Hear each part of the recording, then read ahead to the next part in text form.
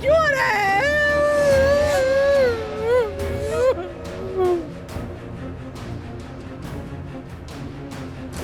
नामुमकिन है ये, बिल्कुल नामुमकिन है ये बात। किसने लगाया झूठा इल्जाम हम पर? ये झूठ नहीं है दादी जान, जमरुद को सब कुछ याद आ गया है। हाय मलिहा, मेरी मदद करो, पकड़ो मुझे आके, मेरा सर घूम रहा है। अदनान, ये बहुत संगीन इल्जाम है, जानते हो ना? अफसोस कि यही सच है।